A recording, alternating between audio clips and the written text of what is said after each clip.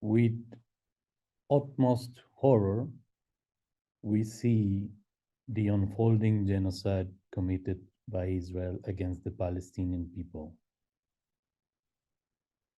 We are deeply unsettled.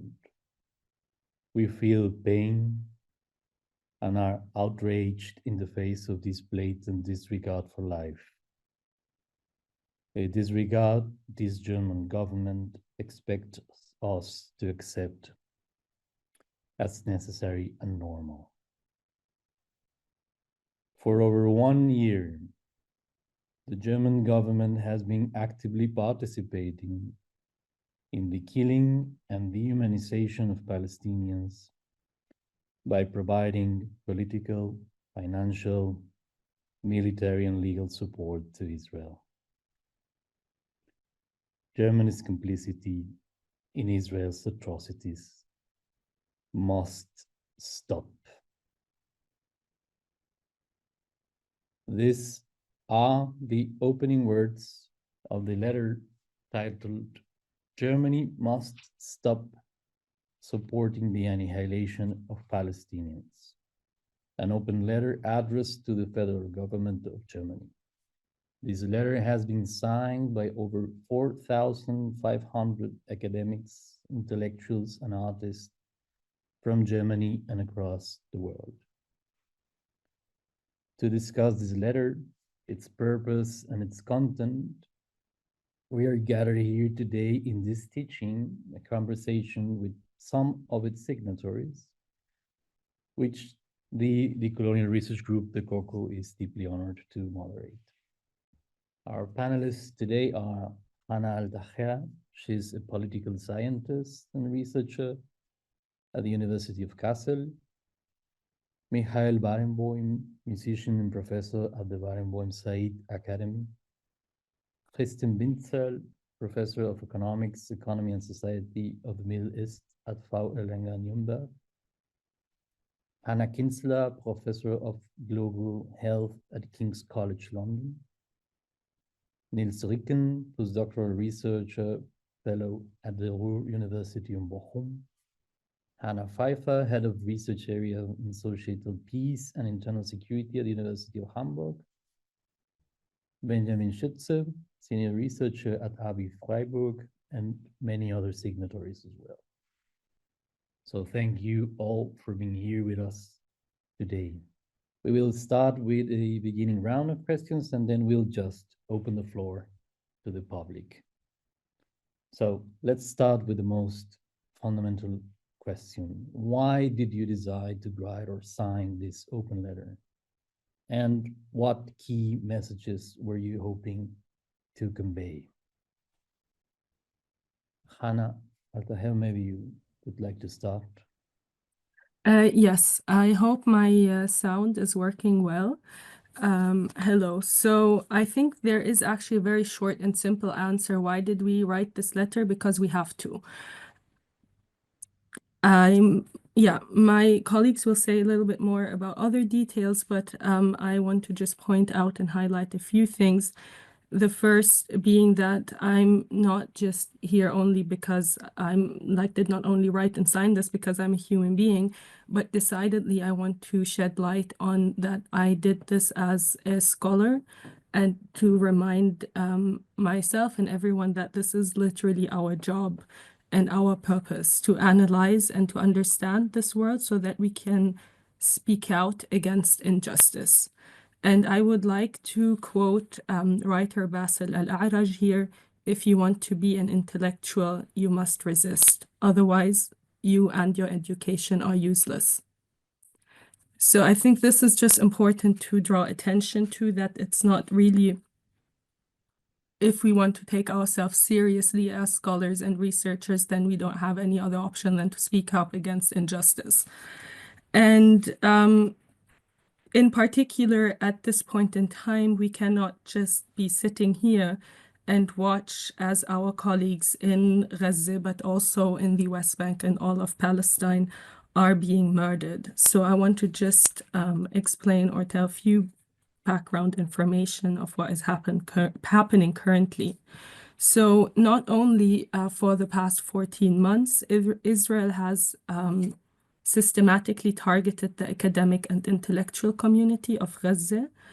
And the Palestinian Ministry of Education has already in January reported that Israeli attacks killed over 4,000 students and injured over 7,000 students, and also killed 231 educators and wounding more than 700.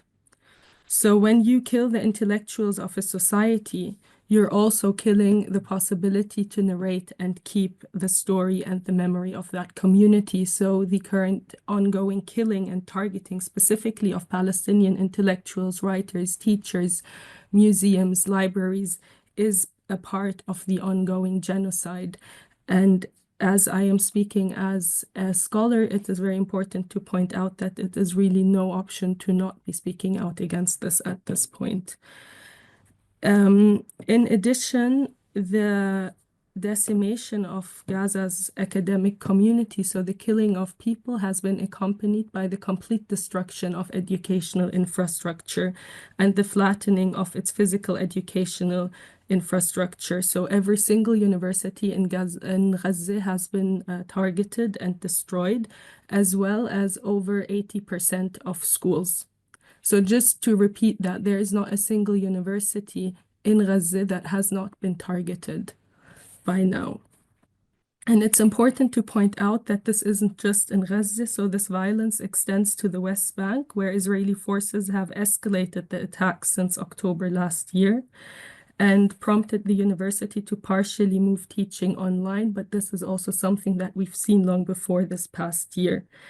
Israel has also been killing students in the West Bank even before October. Military raids on West Bank campuses, including arrests, harassment, and targeting of libraries and student unions, were routine. And the staff at the West Bank universities face harassment at checkpoints. And until now, these numbers change daily, but approximately or over 100 Birzeit university students remain imprisoned. And since the 80s, about 2,000 Palestinian students and staff have been imprisoned in Israeli prisons, and many of them remain imprisoned. So to just go back to this question as to why is this important and why have we written this letter? So this is part and parcel of the ongoing genocide because it is part of a strategy of erasing our history and undermining our future and aspirations for freedom and liberation. And I think that's, yeah, for now we can go back to how this is connected to German strategies of silence and silencing around this, but it's just important to highlight that the ongoing genocide is also very clearly seen in the destruction of the Palestinian educational system. Thank you, Hannah. Just to follow up a bit on what you mentioned, the open letter also mentions, and I quote, the official death toll of Palestinians in Gaza is at 42,718, with many still buried under rubble and many more dying from preventable spread of diseases. Tens of thousands have been injured, many disabled for life, including thousands of children who have lost one or more limbs. Israel has been starving a population, has flattened entire neighborhoods, and has destroyed all vital infrastructure, including food production, health, and educational systems. So this is the end of the quote. Could some of you please add to this and share with the rest of us what is the current situation in Gaza and the West Bank and how this impacted the urgency of the letter? Probably, Mikhail, would you like to jump in? Good evening. Hi. Yeah, I think in the spirit of what Hannah said, I think we should also have a look quickly at what Palestinians in Gaza were living through before October 2023. And just briefly, the blockade of Gaza, which was imposed in 2007, isolated it from the rest of the occupied territory and from the rest of the world. As complete as a land, air, and sea blockade could be, Israel tightly controlled what and who went in and out of Gaza, often refusing to allow basic necessities to enter. And this isolation led to a dramatic deterioration in the humanitarian situation. As of 2022, approximately 80% of the population relied on humanitarian aid, and in fact, over 80% lived below the poverty line. The food security of 64% of the population was deemed insecure. Additionally, Israeli bombings and ground operation killed thousands of Palestinians, many of them women and children. And there's no adequate vocabulary to describe the situation in Gaza currently. The reported death toll that we all know is undoubtedly a gross underestimate. It doesn't capture the reality of what is occurring, and satellite images of Gaza depict a completely devastated area. The UN Special Committee to investigate Israeli practices released a report on November 14th, 2024, stating, quote, "Through its siege over Gaza, obstruction of humanitarian aid, alongside targeted attacks and killing of civilians and aid workers, Israel is intentionally causing death, starvation, and serious injury, using starvation as a method of war and inflicting collective punishment on the Palestinian population," end quote. Israel has dropped over 75,000 tons of explosives, which is the equivalent of 5 Hiroshima atomic bombs, on an area roughly the size of East Berlin. Entire neighborhoods have been razed, and vital infrastructure, including food production, healthcare, and the education system, which Hannah just spoke about, have been destroyed. A starving population, much of it displaced multiple times, struggles to survive under inhumane conditions. There is no safe place in Gaza, as the Israeli military regularly bombs so-called safe zones. In addition, reports have emerged, such as the CNN documentary from October 24th, 2024, about Palestinians being used as human shields by Israeli soldiers, and the UN report from July 31st, 2024, on the mistreatment and torture of Palestinians in Israeli prisons. Since early October 2024, Israel has imposed a complete siege on northern Gaza, cutting off all aid and necessities and making life there impossible, with the apparent goal of permanently displacing the Palestinian population. In the West Bank, Israeli settlers have intensified their attacks, often under the protection of the Israeli army, destroying Palestinian land and property. Additionally, the Israeli military regularly conducts large-scale operations, killing people. So since October 2023, over 700 West Bank Palestinians have been killed, and demolishing homes and destroying vital healthcare facilities, road infrastructure, power grids, and water supplies. According to the UN, Israeli settlers expelled about 1,200 Palestinians from some 25 rural communities across the West Bank, including 7 communities that have been completely depopulated. So to sum up, just as Hannah said, we don't have a choice. Thank you, Michael. Now, the open letter highlights Germany's complicity also in breaches of international law, including arms exports and political support. It also makes it clear that Israel's crimes, including war crimes and crimes against humanity, are well documented by the UN and by major international human rights organizations as Amnesty International. Could you please elaborate on Germany's role in these violations and how this connects to the principles of the latest decisions of, for example, the International Criminal Court and the International Court of Justice? Please, Christine. Yeah, thank you. So yeah, I mean, there have been numerous warnings since Israel's conduct in Gaza began. So right from the start, there was a warning early on, 10 days after the start, by around 800 international academics and experts who warned of genocide against Palestinians, and also soon after, UN experts urged the international community to prevent genocide. Also from the start, leading Israeli political and military figures have engaged in genocidal talk, and Israeli soldiers have documented and shared their crimes via social media. As a state party to the UN Genocide Convention and the Rome Statute, Germany has a legal, historical, ethical, and political obligation not to commit, support, or promote atrocity crimes.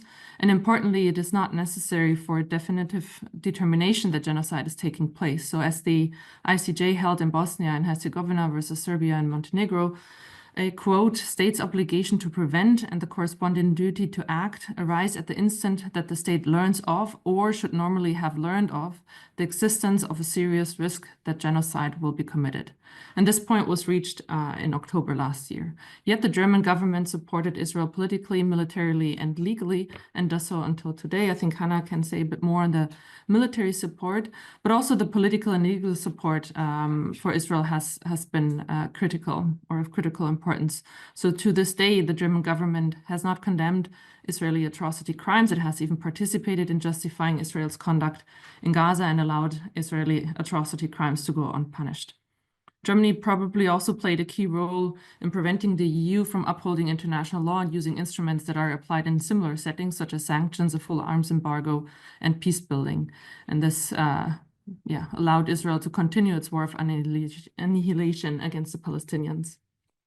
Also, instead of respecting the ICJ ruling of January this year, in the case of South Africa versus Israel, which found that there is real and immediate risk that Israel's actions in Gaza could amount to genocide, the German government rejected the allegations as, quote, unfounded and announced that it will intervene on Israel's behalf. It ignored the provisional measures ordered by the ICJ not only in January, but also the following ones in March and May. So far, the German government also has ignored the ICJ opinion in July, which declared Israel's entire occupation illegal and stated that Israel was in breach of the prohibition of racial segregation and apartheid, and it is thereby failing in its duty to act in order to stop Israel's attacks against the Palestinians and end its unlawful occupation. In August, it filed an amicus curiae submission to delay or prevent the issuance of arrest warrants for Netanyahu and Gallant by the International Criminal Court. And when the ICC recently issued the arrest warrants, the German government reacted hesitantly, and to this day, it actually dismisses its very implications, namely that the ICC found reasonable grounds for Israeli atrocity crimes in Gaza. So for 14 months now, Germany has been complicit in Israel's atrocity crimes through various ways. So in the genocide against Palestinians, and in doing so, it has contributed to the weakening of international institutions, which will have lasting global consequences. Yeah, and if I may elaborate a bit on one of the most important ways in which Germany has supported Israel, which is arms deliveries. So maybe it's important to first note that there is a strange gap between the rhetoric and the actual arms export practice that we have seen since 7th of October. So indeed, shortly after the attack, there was a very sharp rise in granted export license applications. In 2023, this meant that approved arms export to Israel increased tenfold compared to the previous year. And at that time, in 2023, Germany was also the second largest exporter of major conventional arms to Israel. And there's a very good report on that at Forensic Architecture. But already in November 2023, the licensing of arms exports declined, followed by a quasi-export ban in 2024 until August. And I will explain that a bit later. So the German export law distinguishes between war weapons and military equipment. And the licensing of war weapons exports was virtually non-existent in 2024 until August. But we have to note, and Christine said as much, that this precisely did not amount to a general arms embargo. Rather, the government switched to a case-by-case decision mode, in which until August, the decisions were regularly no. It is strange because this was not actually mirrored in political discourse. Almost to the contrary, just from listening to what politicians said about weapons, we would have assumed that German arms exports to Israel had continued unchanged. And in October, German CDU in the Bundestag caught the bluff of the government, blamed the government for a lack of actual solidarity, and set out to scandalize the de facto export stop. Politicians from FDP, at the time still part of the government, joined the scandalization choir, and Chancellor Scholz responded spontaneously and emotionally in the Bundestag, claiming that the government, of course, had delivered weapons and would continue to do so. And just a few days after, we learned that arms exports worth of $99 million had been approved since August 2024. So why did the government change its licensing policy in August? As the Bild-Zeitung reported, again in a scandalization mode, the Greens had blocked weapons export in the Federal Security Council over months. However, over the summer, the government made the Israeli government sign a clause as a precondition for further arms deliveries.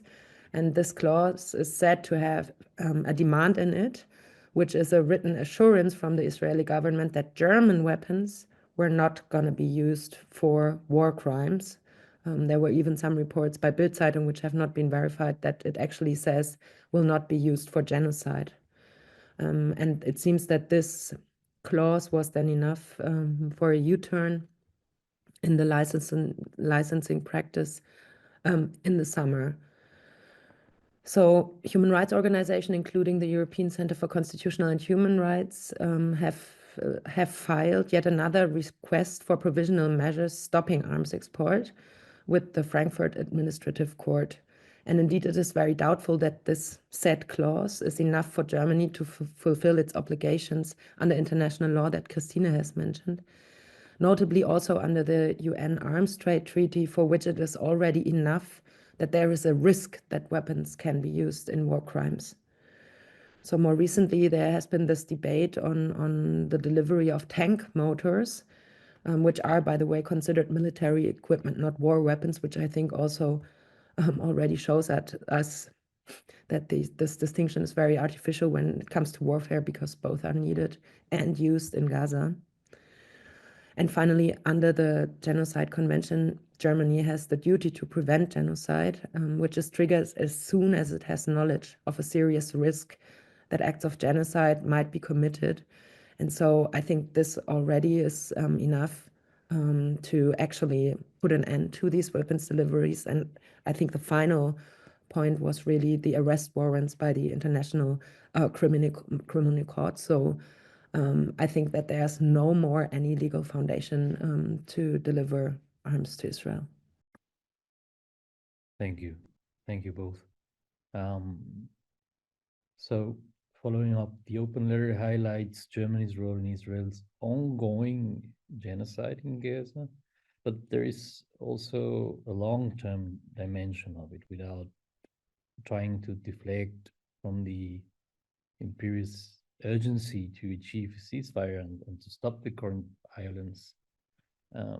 What do you think are the long-term effects of the genocide, and what is Germany's shared responsibility? Maybe Hannah Kinsler, could you please share with us your views? Yeah, thank you very much. I think what is really important to remember is that the consequences of genocide, they don't simply stop when ceasefire agreements are in place or the weapons become silent. There are these really atrocious, horrible long-term effects. And I want to really emphasize here that Germany also bears responsibility for the long-term consequences of this genocide, not just the crimes that are committed at the moment. And we already know from reports and estimates that the reconstruction of Gaza is predicted to take at least until 2040. It will cost around $40 billion, probably more. The United Nations Development Program report also warns that the genocide could set back Gaza's health, education, and wealth to those of the 1950s, literally undoing 70 years of development. And the massive bombings that we just heard about from Christina also has led to approximately 40 million tons of debris. Much of this debris is contaminated with unexploded ordnances, asbestos, other hazardous substances that we know lead to long-term health consequences. And health risks are also due to the collapse of for example, the sewage system, which contaminates the environment. And by contaminating the environment, it will endanger people's lives for many, many years to come. And the health system itself can't really cope with these risks, and it has pretty much been brought to its knees. It has collapsed. Even when the fighting will end, the few remaining doctors, health providers, they will be unable to provide adequate care due to the shortage of resources. We know that there is a lack of medication, medical equipment, clean water, basic foods, but there are also dead bodies under the rubble, and the environment is contaminated by mines. And this will lead to deaths from completely treatable diseases, also again, for many years. What we also know when we move from the health to mental health, that these mental health problems that will emerge because of the horrific violence will be long-term. For example, local experts have reported that, for example, grave assaults on women's dignity, pregnant women are forced to give birth under horrific conditions, and the psychological impact of these horrors are already causing a rise in stress-induced miscarriages, stillbirths, and premature births. And this is not something that is just happening now. This will continue. Also, children show trauma reactions like paralysis, mutism, seizures, confusion, sleeping disturbances, also the lack of bladder control. And we know, again, based on decades of research on intergenerational trauma, that we can't predict that these psychological effects will persist for up to 3 generations. And this is then in the context where support is so limited, because it's completely unclear how to support these people, considering that the once functioning mental health system and the support systems were deliberately destroyed by the Israeli military, but also through active support by Germany.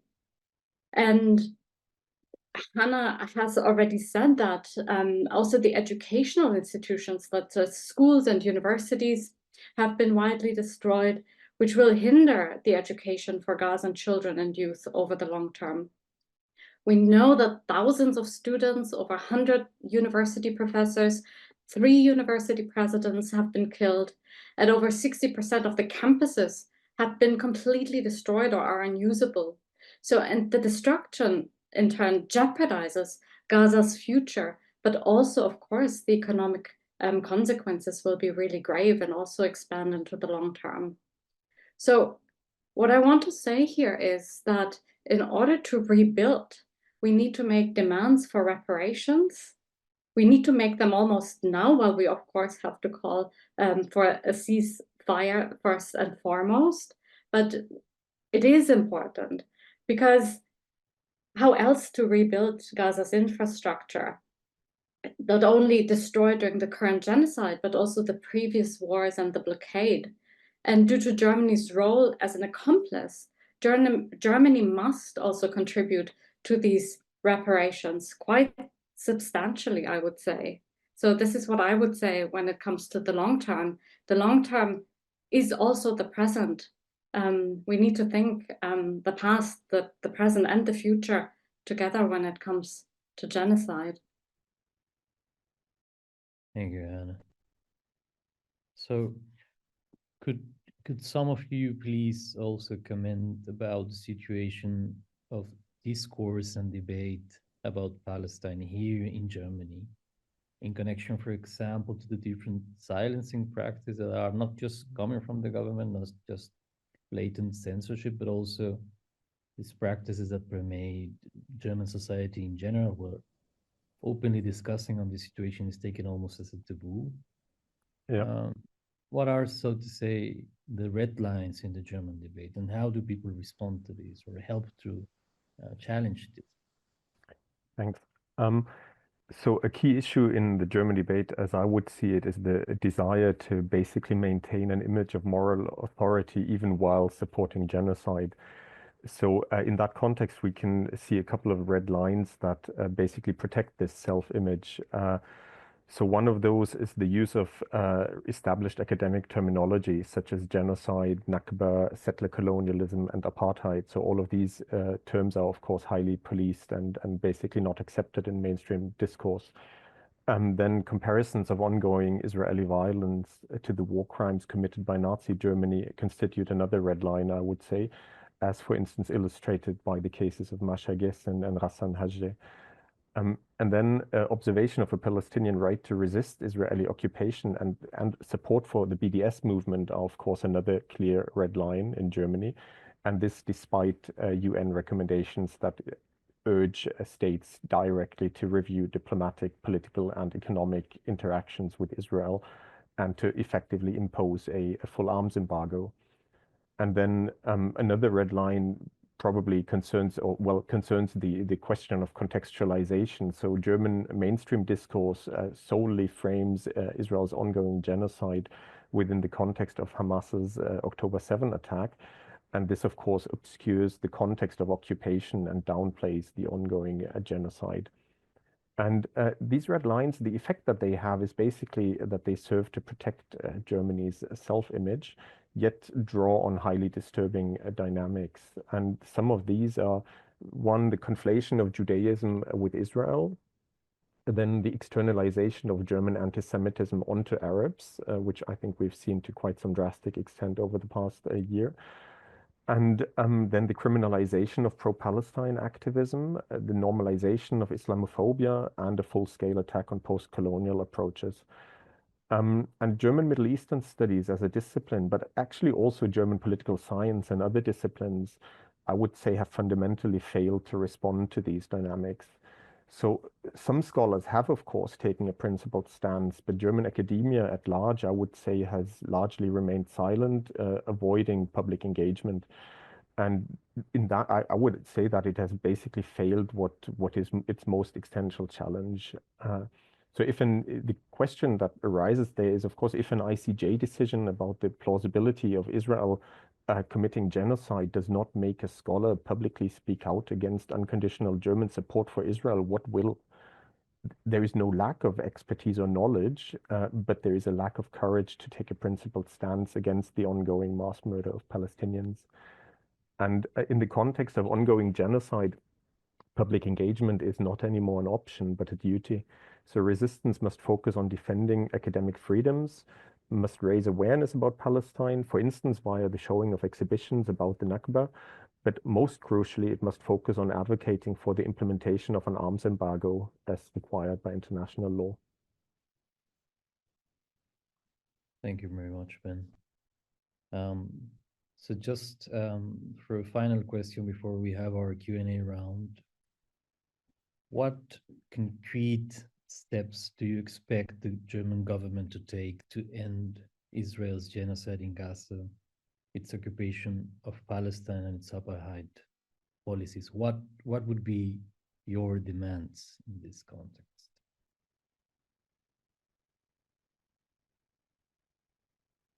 Who wants to elaborate on this? Anna, yeah, please go ahead. I could, or I could just like read out the demands that are also in the letter, which are the demands. Yeah, I'm gonna just like repeat or like summarize the demands from the letter. So we demand from the German government to take action based on the provisional measures ordered by the International Court of Justice in the case South Africa versus Israel. We demand that Germany respect the ICJ's advisory opinion declaring Israel's occupation of Palestinian territory unlawful. We demand that they review all diplomatic, political, and economic interactions with Israel, impose a full arms embargo, cancel or suspend economic relationships, trade agreements, and academic relations with Israel that may contribute to the unlawful presence and apartheid in the occupied Palestinian territory, And I would like to highlight that these demands are all based on legal opinions, legal documents, on rulings of international law. None of these demands is a very radical demand. This is the bare minimum of a state that says that it is a state of rule, laws, and order, right? So these demands would be in compliance with the German constitution, and Germany refusing to meet these demands is actually Germany actively not only supporting a genocide, but actively dismantling its own legal system and constitution. So this letter has been called radical, which is absurd because asking a state to abide by its own rules and regulations, if that is radical, then well, then this is not a country that is what they like to call a Rechtsstaat, right? So I would also want to highlight that these are very liberal demands and not radical at all. And it is, yeah, the bare minimum. And then because the question, I think, was also what, yeah, I think I'll stop it at there. So these are the demands, and we can maybe get some more like discussion or questions from people. I think there are a lot of people who might have questions or comments. And to just really highlight, I think it's important because we have, and that response to what my colleagues have said, to what Ben and Michael, actually, we all have said about the silencing and the silence in Germany, and people are have reported or said that they're scared to sign a letter. Really ask yourself, what does it mean that you are scared to sign a letter that is only asking this government to abide by its own regulations, rules, laws, and constitution? If that's scary, what is the situation that we're in? Yeah, definitely. Michael, please. Yeah, I just want to quickly add, just to reinforce the point that Hannah is making, that this is not some kind of crazy radical idea, but this is completely in line with specifically the ICJ's the two cases mentioned, the one versus South Africa, South Africa versus Israel, the genocide case, and the advisory opinion, both of which form obligations for third states. Obligations. It's not a choice. Actually, it's not a question of whether we want to or not. This is an obligation not to support anything that sustains the occupation, an obligation to do everything in its power to prevent genocide, and if not to prevent it, at least to save what there is to save. And I repeat, the word obligation means that there is no choice. So what we are really demanding is just it's not even just the bare minimum. It's that Germany upholds its own rules and follows its own rules, just like it should. It's not, there's nothing radical about that. Anna, please. Yeah, thank you. And I think what we also need to take into consideration that, again, this is not particular to Palestine or Palestinians, but that something like freedom, something like justice, something like sovereignty, something like self-determination of a people, of Palestinians in this case, is again the bare minimum for people to be well also in the future. And if the international discourse does not change, our demands will be very difficult to be implemented. If a people's right to exist, if a people's right to have self-determination is not recognized, this is important in all of this, as we're asking for arms embargo, as we're asking for an end to this genocide. This is, what needs to happen for really anything, any of our demands to grip, to have teeth in the long term. And I think this needs to be said, that we are also obliged to back people in their fight for freedom here and ensure justice. Yes, Alex, do you want to share something? Yeah, Please thanks. I think that's also worthwhile pointing out, and I think most of you know this, that Germany is very happy to uphold all these rights in a lot of other cases, in most other cases, right? That Germany is very happy to abide by the ICJ's opinion, and Germany is very happy to really embrace sanctions against Russia, for example. So I think it's also worthwhile pointing out that we're dealing with a fundamental racist double standard. Thank you very much. Yeah, well, we will now open the floor for the questions that are coming from the public. Remember that you can submit those as participants in the Q&A section of the Zoom control bar is here below. So let's just wait for the questions to come in.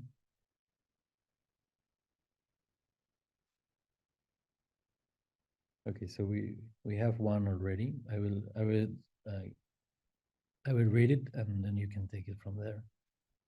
So it's this, and it says, in this country, anyone who utters words in favor of Palestine life or express a concern about the massacres in Gaza is easily branded as anti-Semitic. We know that many intellectuals have elaborated important critiques on the abuse or weaponization of anti-Semitism, but corporate media and also academia have also been tremendously complicit in pushing forward this narrative, complicit in shielding a genocide. So my question is, how do we deal with this false, cynical, absurd ideological conflation, which is a strategy to defame the critique? Can you please comment about this? Yes, Michael. Yeah. So I mean, the first point is, I think, the most obvious point, that what is called anti-Semitism is in fact not anti-Semitism. What we are talking about here is just being critical towards Israel, is being against genocide, being against apartheid, being against all the all the terminology that Ben pointed out is kind of bad words or whatever. That's not anti-Semitism. It's called anti-Semitism so that it's easier for institutions and just generally society at large to censor such speech and make it more difficult for people to speak out in a clear manner. That's why the German parliament passed a resolution that it's called the protection of Jewish life. It has nothing to do with Jewish life at all. It has only two real goals. The first one is the silencing and censoring of pro-Palestinian speech, and the second one is a kind of justification, I guess, to itself that supporting genocide is okay. That's the only explanation I have, because none of it makes sense other than this context. And I think it's important to remember that this has really nothing to do with Jewish life. It has nothing to do with the protection of Jewish life. It has nothing to do with the Jewish community. It has nothing to do with Jews.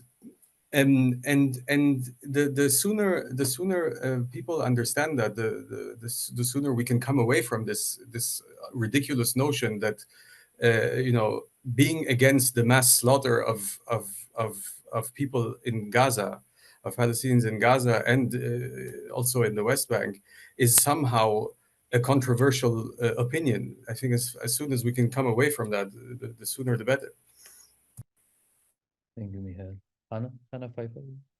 Yeah, thank you. If I may add maybe one analytical and two practical points. So I think Michael is completely right in saying that this has nothing to do with wanting to protect Jews, and has all to do with Islamophobic agendas that had been in place for a long time, and where the battlefield of anti-Semitism has been discovered as one tool to strengthen and further hostility towards migrant and towards people who are read as Muslims or migrants. And I think that's very important to understand, and actually has been evidenced very obviously by the recent debate on said resolution that Michael mentioned. If you look into the cheerfulness of AfD contributions in this debate, I think that tells you everything you need to know.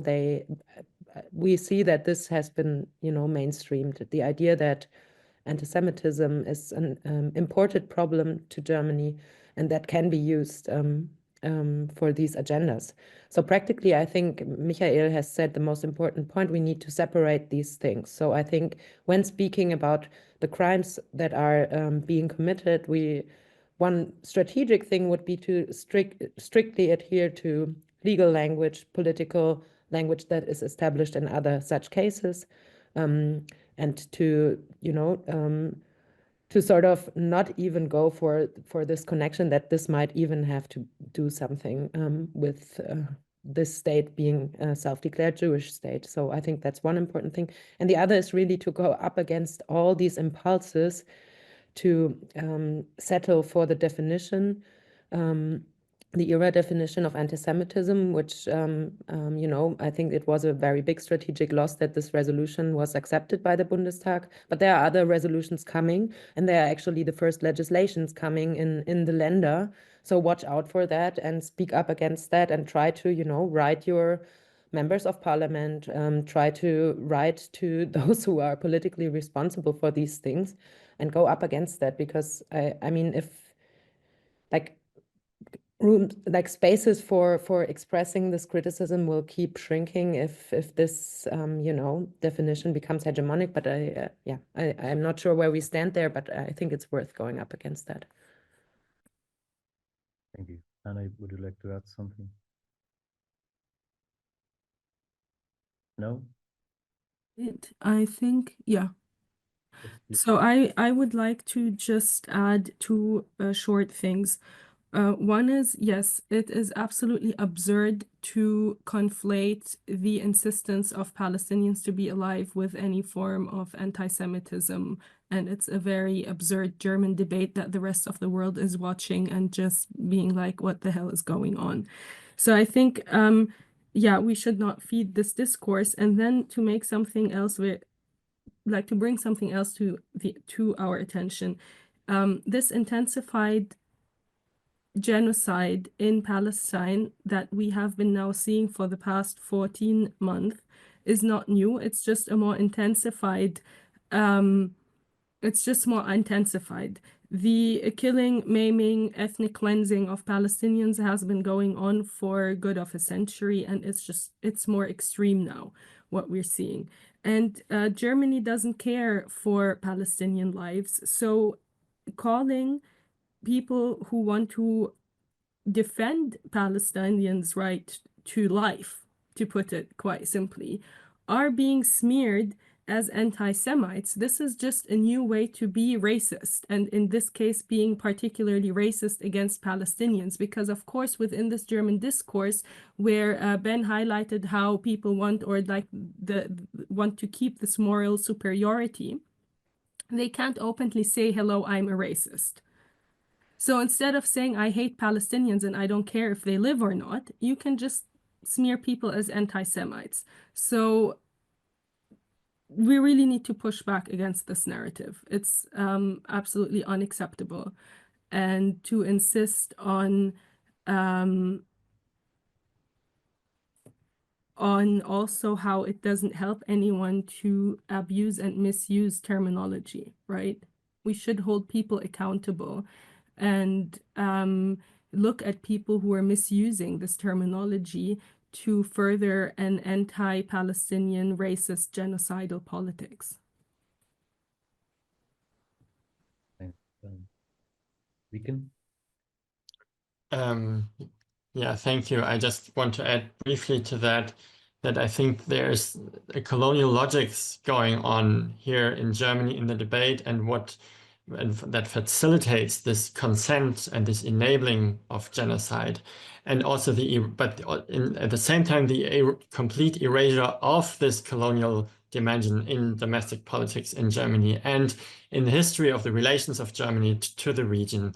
And I mean, it's kind of also ironic. I mean, also international law has been historically closely linked to colonial policies, to Western colonial policies. So we are appealing to international law, knowing it is also a fraud history with colonialism.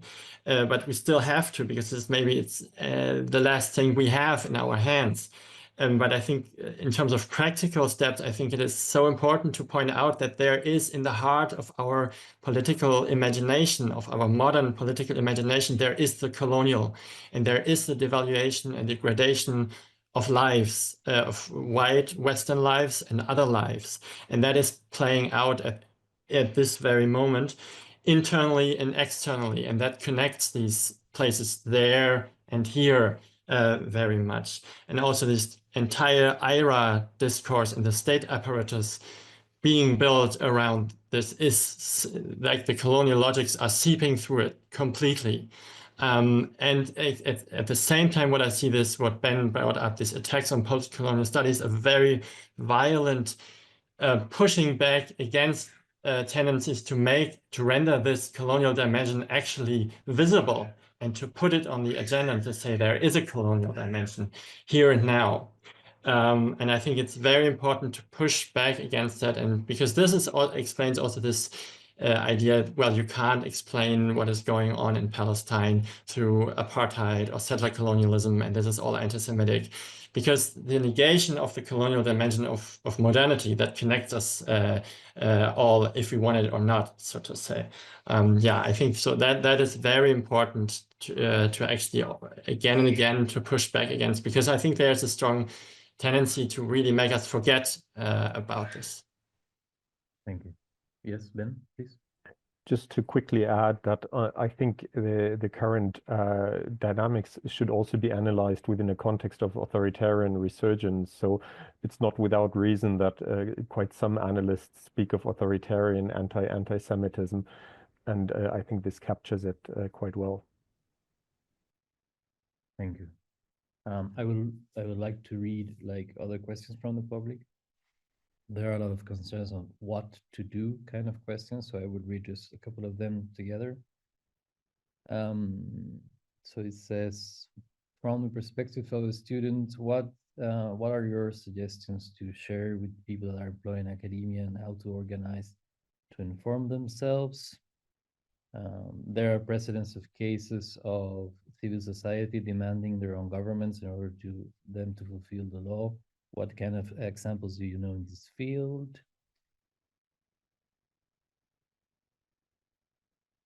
Yeah, we can probably start there.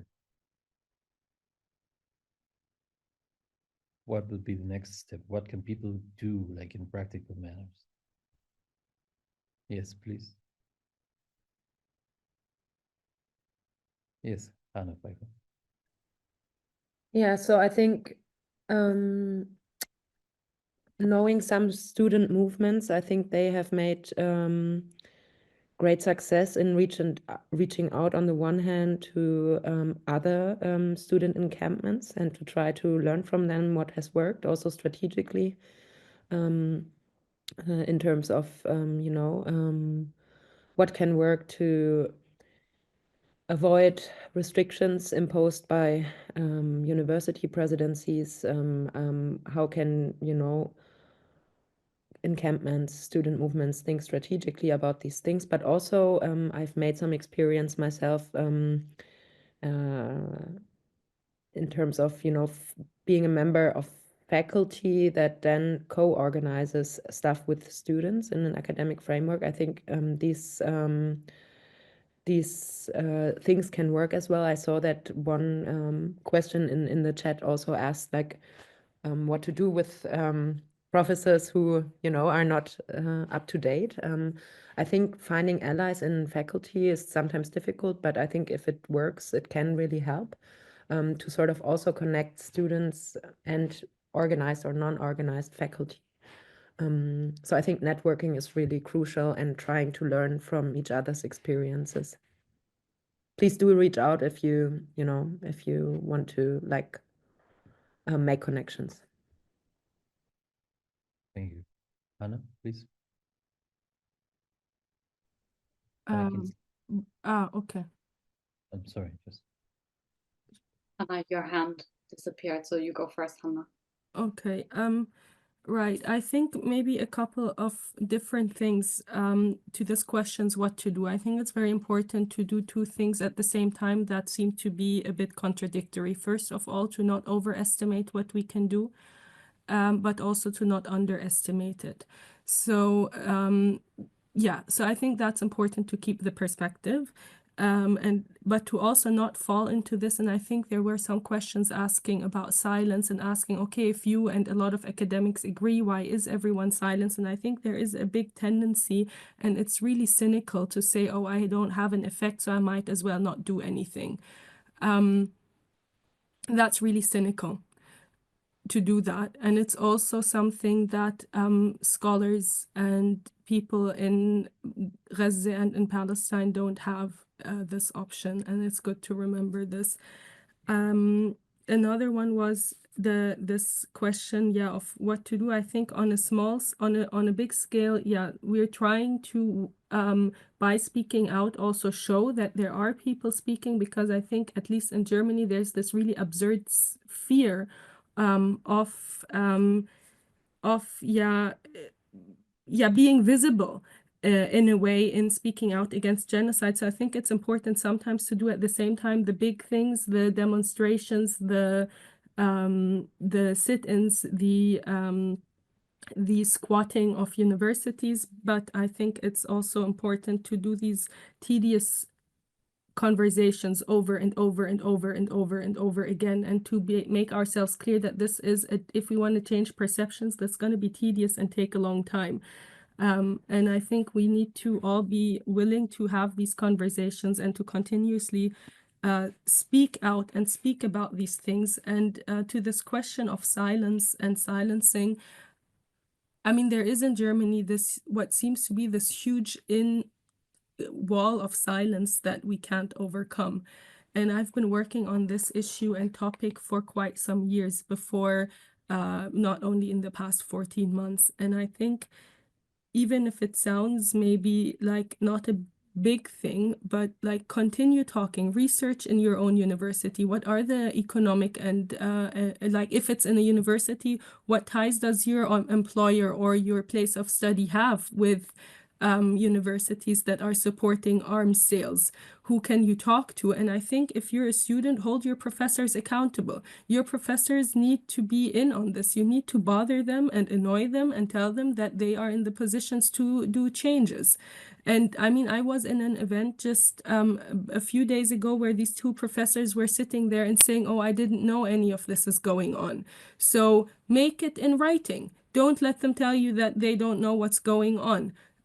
Go into their office hours, squat their offices. I don't know. I think it's really time to not be, and also it's a fake complacency to say I won't have an effect, so I will just not do anything. Well, yeah, if you don't try, then you won't have an effect. That's pretty clear. And yeah, that's maybe one of the things that I would like to say, which is a kind of difficult thing to do. And maybe that's the Gramscian in me, to be at the same time very pessimistic about the possibilities we have, but to just still insist that it's not enough reason to give up speaking out. And to look also what is the goal here. The goal here is not just that we are sitting here in a little Zoom with like almost 100 people having a conversation, but I think it's more people than many times when this topic comes up in Germany. But the goal is to stop the genocide, right? The idea is not what can we do to be heard more. The idea is what can we do to bring more awareness to the fact that there is an ongoing genocide, even if it is less in the news. The bombing didn't stop. The harassment didn't stop. The incarceration didn't stop. People are still in prison, are still being shot, are still being bombarded. So we need to continue talking about this until it stops. Thank you. Yeah. Anna Kinsler, please. Thank you. Yeah, just to sort of continue on what Hanna was saying.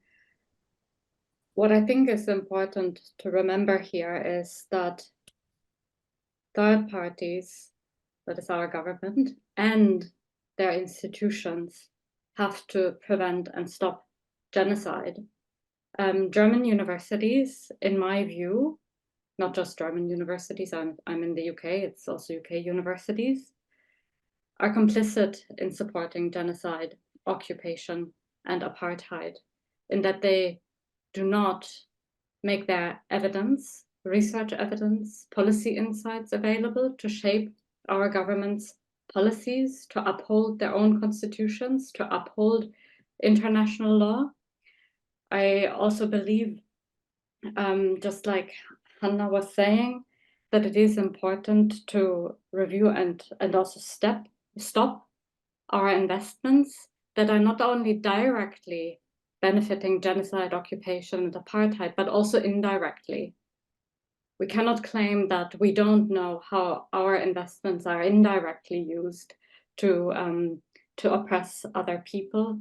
I do believe that we, as also individuals and departments, we do need to alienate Israeli institutions. I do believe that we need to cut our ties with departments, with prize committees, with funding bodies.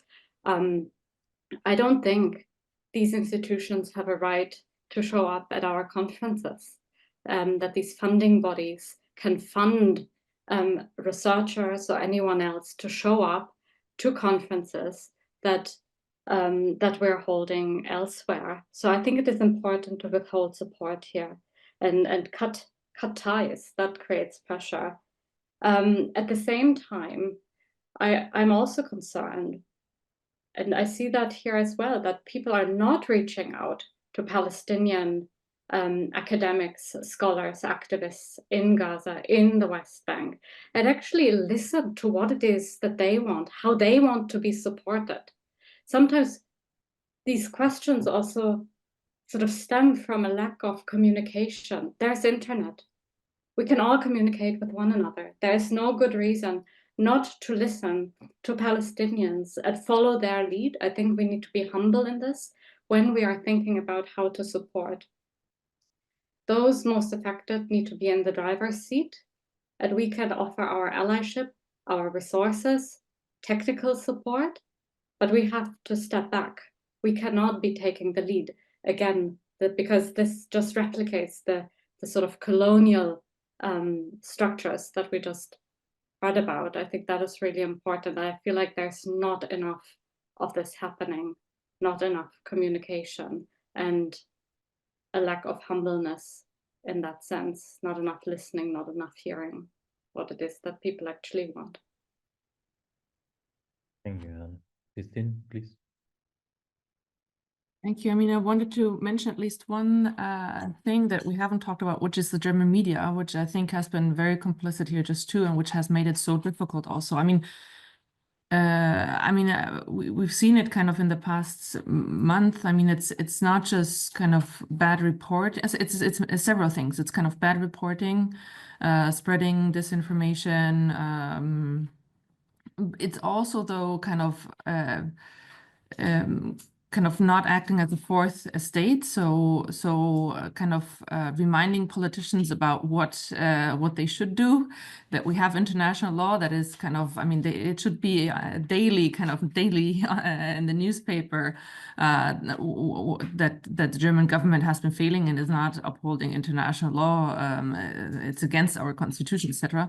And I think that has made it just so much more difficult for people to speak out, for us to also know that there are others who maybe have a similar view. So I think there are quite many. If we trust survey data, it's actually that many are, for example, against arms deliveries, but we don't hear them. And I think part of this has to do with German media. So I know many who try to publish opinion pieces or try to do something, and it hasn't worked, and that makes it so much more difficult. So that just as a kind of a comment, which I think has just made life or things more difficult than it would have if it was just kind of the German government that we would have to cope with or kind of deal with. And then in terms of what we can do, I think it's really important to reach out and find other people. I think that has also been on the academic side, something that has taken us very long, kind of to find people who think similarly in order to come together, in order to get active, to kind of find a voice. It is difficult in such an environment and with a little support. and to make it a topic. I think that somehow, I mean, many I feel are kind of shying away and try to not deal with it, not kind of, they don't know how to deal with it, and yeah. So I think maybe to just make it a topic, to keep talking about it, even though it's difficult, may be helpful. Thank you. Michael, would you like to do the last comment before? Yeah, just briefly, I think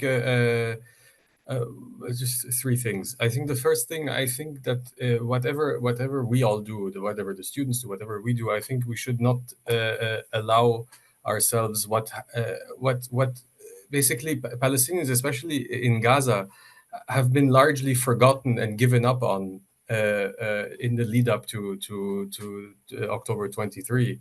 And that's why I insisted so much on speaking at least briefly about the blockade before October, so that we don't repeat this mistake again. Now it's acute. Now it's very present in people's minds, and now people are active.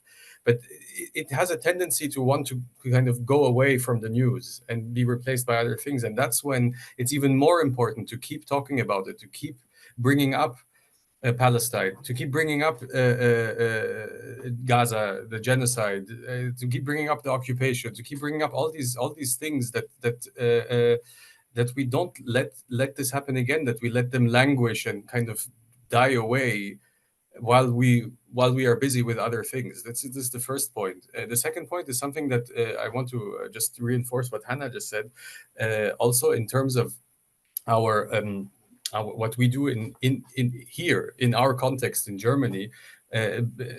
We have a very large Palestinian community, the largest Palestinian community in Europe, and it's extremely important that whatever we do, that Palestinians are the protagonists, that we don't take up all the space, but that we let Palestinians really take the lead on these things, and it's not only asking them what they need, it's actually making sure that they are the ones that are leading us essentially into doing what is right. And the final point on the media that Christine just alluded to, there's just one addition, is that is very simply, if Germany's stance, and that's government and opposition together, if Germany's stance is that we support Israel unconditionally, it is the obligation of our media to question this and to report on certain things that might bring this kind of unconditional support into question. That's their obligation. That's what they're there for. If media institutions fail to report on a massacre just today in Gaza, or yesterday, or the day before, frankly, every day, because they're afraid, or because they don't agree, or because they don't this, they don't that, this is actually, it's not only sad and upsetting, it's actually completely unacceptable. Thank you, Michael. We are sadly reaching the end of our conversation. I will just leave the space to Hannah to make the final remarks, please. Yes, Hannah? Yes, I'm sorry for not pointing it out. Yes. Okay. Okay, maybe to just close and go back to some of these original questions. I think we simply need to continue talking about this and taking action regardless of whether we think we have an impact or not. That's simply a privilege that we have no right to take. And then another thing is, this is about Palestine, but not only about Palestine. And I want to go back to very early critiques of colonialism. Once you have accepted, and I've said this before and I will keep saying this again, once you have accepted that some people are not human beings, then you are also dehumanizing yourself. So simply accepting the ongoing support of this genocide means that we are dehumanizing and unhumanizing everyone, including ourselves. And then one final comment to Germany. Palestinians have been speaking for decades in Germany. And I think now is really the question to each and every person here and beyond to ask, why have Palestinians not been heard in the last decades? Also in Germany, and why did it take, and that is exactly the point, why did it take a genocide broadcast daily onto our phones and computers to be able to even think remotely about the possibility to maybe perhaps talk to Palestinians? And I think this should be a call to like a deep questioning of what is wrong with this society to every single person on here. And then finally, these struggles for liberation are common struggles, and everybody needs to participate in them.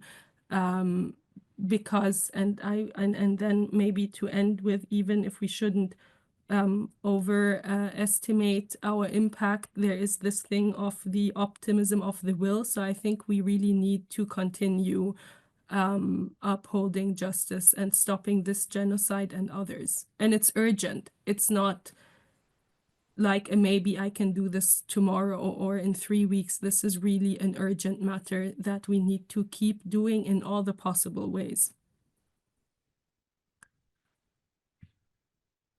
Thank you, Hannah, for that closing statement and clarity.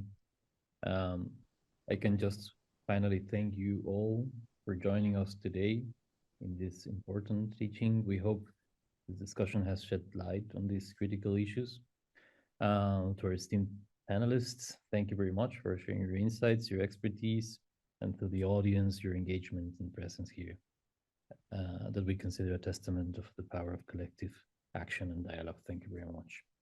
So just remember that the open letters is still open for signatures. You could find the link here in the chat box, but it will be also available in the COCO social media. We hope that we can together amplify this call for justice and accountability. So finally, we also invite you to stay connected with the COCO Decolonial Research Group. Follow us on our webpage at coco.net or our social media, which is the COCO_net. And you can subscribe to our newsletters, and please consider supporting our work, spreading the voice. So once again, thank you very, very much for being part of this conversation, and we look forward to seeing you in future events. So thank you. Have a wonderful rest of the day. Bye-bye.